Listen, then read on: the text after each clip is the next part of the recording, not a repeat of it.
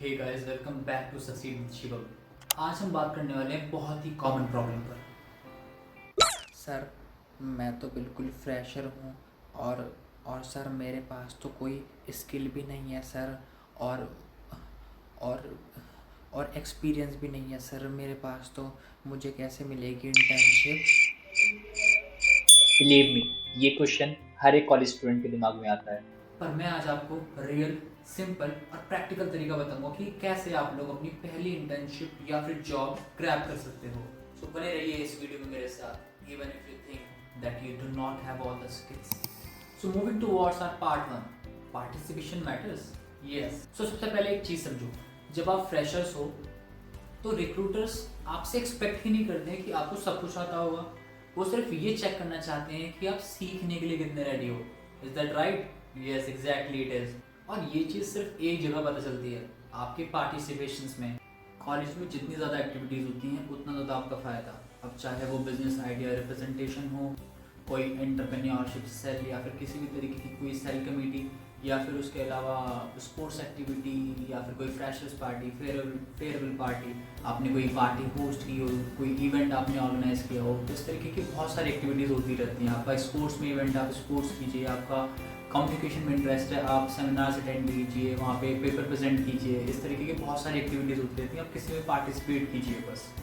और ये सारी चीज़ें जब आप अपने रेज्यूमे में ऐड करेंगे, सो रिक्रूटर्स को लगेगा okay, this is the person who has the ability to own the thing, who has the capability of taking ownership.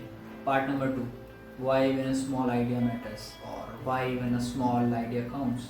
उनको दिखेगा कि एक आइडिएशन प्रोसेस है इसके पास में भी। उसको आप बोलेंगे कि लेट से आपका कोई बिजनेस आइडिया रिप्रेजेंटेशन का कोई प्रोग्राम था और उसमें आपने वो बिजनेस आइडिया शुरू किया, इनिशिएट किया।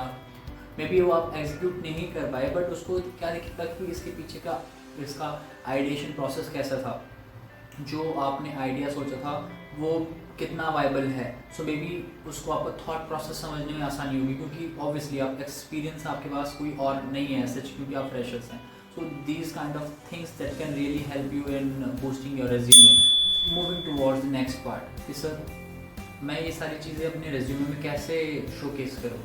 आपको सिंपली रेज्यूमे में लिखना है, लेट्स से आपने कोई बिजनेस आइडिया प्रेजेंट किया, सो आप लिख सकते हैं Presented the business plan in my final year, named as so and so, or made a research paper on so and so topic. something like that, or maybe you can write it down as in a way that presented research paper on green marketing. Let's say this was the thing which I have done in my college. I have made a research paper over green marketing and I represented in several colleges and also won so many awards for that.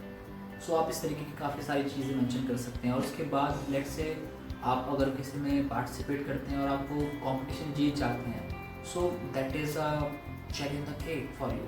Basically, you can also write it down in a way that participated in a business idea program and also won first, second or third prize in that. That will surely uplift your resume.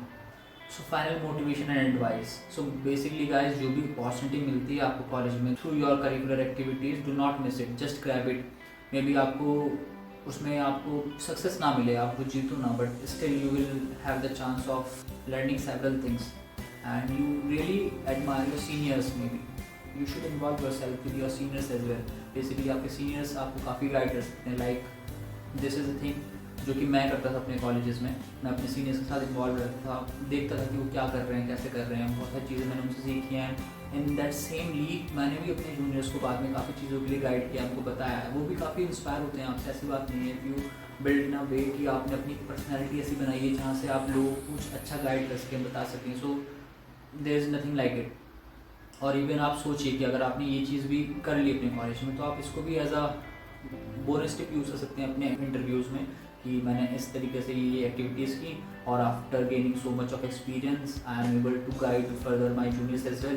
सो उनको लगेगा कि इस बंदे में leadership quality भी है, team spirit भी है, और ये जानता है कि 4 लोगों के साथ कैसे काम करना है, टीम मैनेजमेंट भी इसको आता है। तो बेसिकली वो आपकी लेयर्स को चेक करना चाहते हैं। So this is the final tip. And lastly, do not forget the success is always on your way.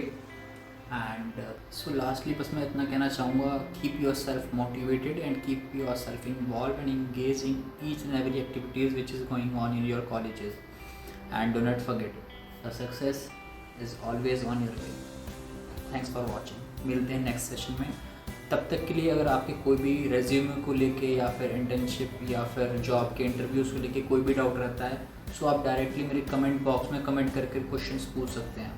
मैं जल्दी से जल्दी कोशिश करूँगा आपके रिप्लाईज करने की। Thank you so much.